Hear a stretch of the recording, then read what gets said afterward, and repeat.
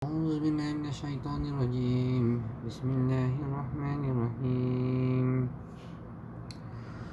وإذا مسكم الضر في البحر ضل من تدعون إلا إياه فلما نجاكم إلى البر أعرضتم وكان الإنسان كفورا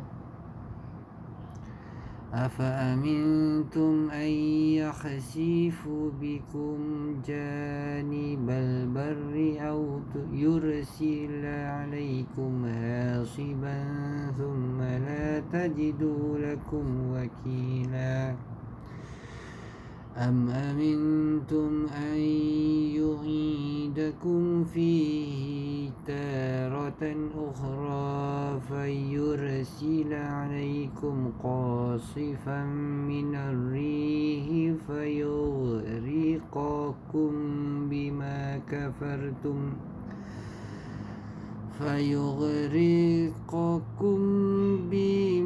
كفرتم ثم لا تجدوا لكم علينا به تبيعا ولقد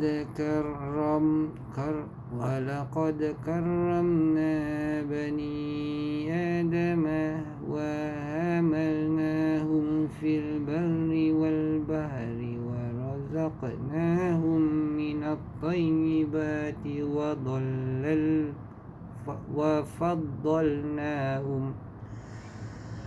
وفضلناهم على كثير ممن خلقنا تفضيلا يوم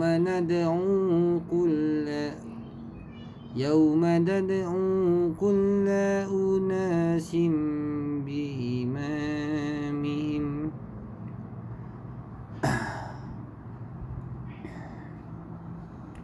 فمن أوتي كتابه بيمينه فأولئك يقرؤون كتابهم ولا يظلمون فتيلا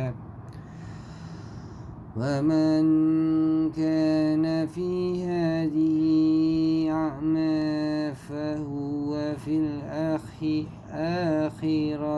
أعمى وأضل سبيلا وإن كادوا ليفتنونك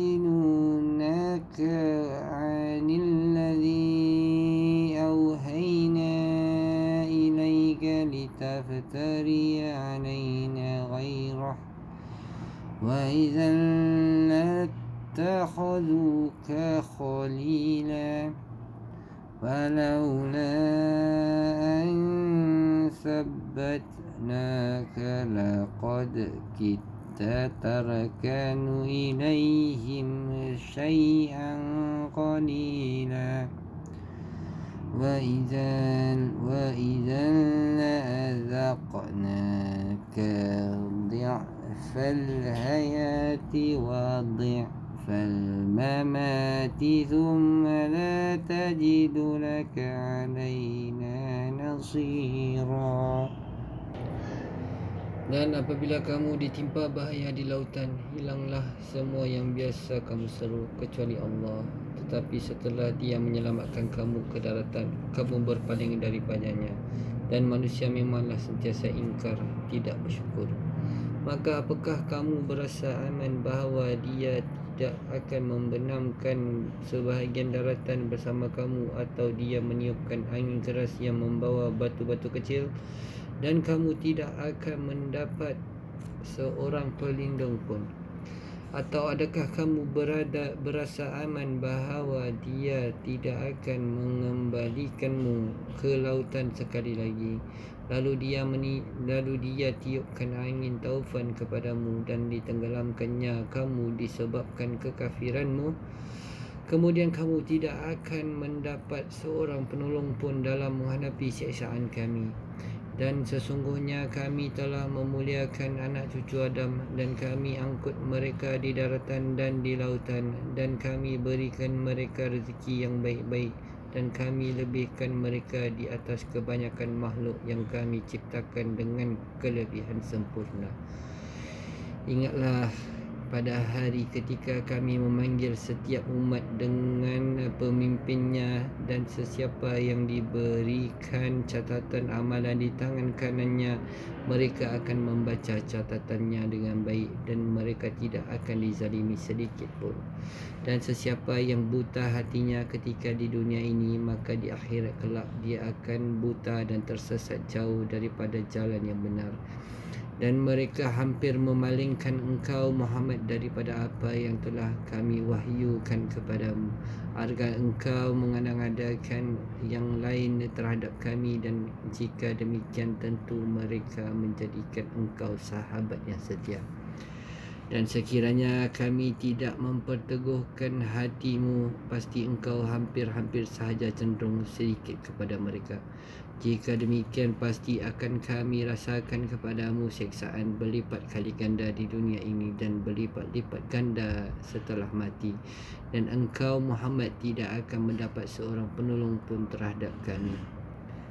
Karomna, karama, al-karamu. Jika kata ini disifatkan kepada Allah Subhanahu Wa Taala, kata ini menjadi sifat tentang seluruh kebaikannya dan pemberian nikmatnya. Contohnya firman Allah Subhanahu Wa Taala, maka sesungguhnya Tuhanku Maha Kaya lagi Maha Mulia. Surah An-Naml 27-40. Jika disifatkan kepada manusia, kata ini menjadi sifat bagi akhlak dan perbuatan terpuji yang nampak darinya. Tidak boleh dikatakan dia itu karim yang mulia jika tidak jelas terbukti akhlak dan pekerjaannya. Sebahagian ulama mengatakan bahawa al-karamu sama seperti al-hurayyah, kebebasan, namun al-hurayyah ditujukan untuk kebaikan-kebaikan yang kecil dan yang besar. Sedangkan al-karamu tidak boleh dikatakan kecuali untuk kebaikan-kebaikan yang besar sahaja. Allah Subhanahu Wa Taala berfirman, dan sungguh kami telah memuliakan anak cucu Adam, dan kami ambil mereka di darat dan laut, dan kami berikan mereka rezeki daripada yang baik-baik, dan kami lebihkan mereka di atas banyak makhluk yang kami ciptakan dengan kelebihan yang sempurna. Surah Al-Isra 17-70. Maha suci Allah Subhanahu Wa Taala yang telah mengurniakan kepada manusia segala kemuliaan, akal, ilmu, pandai berbincang, bentuk yang indah dan mulia, bentuk tubuh yang sedang, dapat menyerap ilmu-ilmu dengan cara menyelidik dalil, dapat memiliki akhlak yang mulia seperti berbakti, taat dan patuh. Alangkah jauh perbezaan keadaan manusia ketika masih berbentuk mani yang tersimpan di dalam rahim, dan keadaannya sewaktu malaikat memasuki tempatnya di syurga ada. Tiada yang dapat kita ucapkan selain daripada Maha Suci Allah, pencipta yang paling baik. Surah Al-Mu'minun 23-14. Dunia ibarat sebuah desa, dan orang mukmin adalah ketuanya. Semua makhluk berkhidmat kepadanya dan diciptakan bagi memenuhi keperluannya. Para malaikat yang memikul arasy Tuhan dan makhluk lain di sekitarnya beristighfar untuk manusia. Para malaikat yang dipercayakan untuk menjadi pengawalnya selalu menjaga. Mereka ditugaskan untuk menangani hujan dan tanaman, juga mengusahakan serta memproses rezekinya.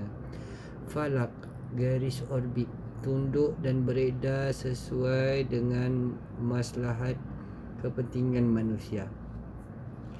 Matahari, bulan dan bintang beredar sehingga menghasilkan perhitungan waktu dan perbezaan jenis bahan makanannya.